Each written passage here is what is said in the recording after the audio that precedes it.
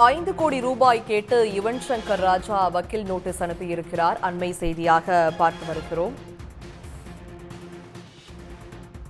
வாடகை பாக்கி விவகாரத்தில் 5 கோடி ரூபாய் கேட்டு யுவன் சங்கர் ராஜா வக்கீல் நோட்டீஸ் அனுப்பியிருக்கிறார். தனது நற்பெயருக்கு களங்கம் விளைவிக்கும் முயற்சி என்று வக்கீல் நோட்டீஸில் யுவன் சங்கர் ராஜா தகவல் தெரிவித்திருக்கிறார். அண்மை செய்தியாக பார்த்து வருகிறோம். வாடகை பாக்கி 20 லட்சத்தை தராமல் யுவன் சங்கர் ராஜா வீட்டை காலி செய்ய முயற்சிப்பதாக வீட்டின் உரிமையாளர் புகார் அளித்திருந்த நிலையில் தற்போது இந்த தகவல் வெளியாகியிருக்கிறது. இது பற்றிய விரிவான விவரங்களுடன் இணைகிறார் எமது செய்தியாளர் கிருஷ்ணா. கிருஷ்ணா, விவரங்கள்.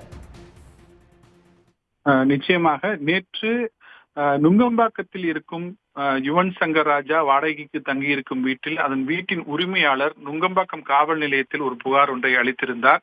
குறிப்பாக ஃபசிலதுல்லா ஜமீலா என்ற உரிமையாளர் தனது சகோதரன் முகமது ஜாவித் மூலமாக இந்த புகாரை நுங்கம்பாக்கம் காவல் நிலையத்திலும் அதே நேரத்தில் திருவல்லிக்கேணி துணை ஆணையரிடம் அளித்திருந்தார். அதில் தனக்கு கடந்த ஆண்டு நவம்பர் மாதத்திலிருந்து சுமார் 20 லட்சம் ரூபாய் வாடகை பாக்கியை தர வேண்டும், அதை தராமல் இரவோடு இரவாக பிரபல இசையமைப்பாளரான யுவன் சங்கர் ராஜா வீட்டை காலி செய்து சென்று விட்டதாகவும் ஒப்பந்தத்தை மீறி செயல்பட்டதாகவும் கூறி பல்வேறு குற்றச்சாட்டுகளை முன்வைத்து இந்த புகாரை அளித்திருந்தார். இந்த புகார் தொடர்பாக பல்வேறு சமூக வலைதளங்களில் தொடர்ந்து வைரலாக பரவியது. இந்த விவகாரம் பிரபல இசையமைப்பாளரான யுவன் சங்கர் ராஜாவிற்கு அவதூறு பரப்பும் வகையில் இருப்பதாக கூறி அவரது வழக்கறிஞர் தரப்பிலிருந்து பொது நோட்டீஸ் என்பது தற்போது வெளியிடப்பட்டிருக்கிறது.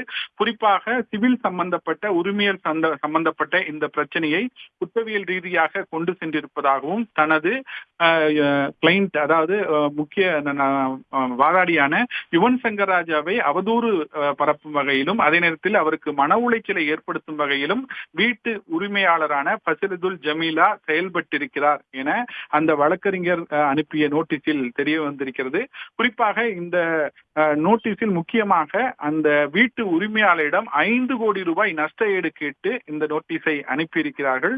இந்த விவகாரம் தொடர்பாக சிவில் ரீதியாகவும் குற்றவியல் ரீதியாகவும் சட்டப்படி நடவடிக்கை எடுக்கப்படும் எனவும் அந்த நோட்டீஸில் தெரிவிக்கப்பட்டிருக்கிறது. விவரங்களை வழங்கியமைக்கு நன்றி கிருஷ்ணா. சன் நியூஸ் வாட்ஸ்அப் சேனலை ஃபாலோ செய்யுங்கள்.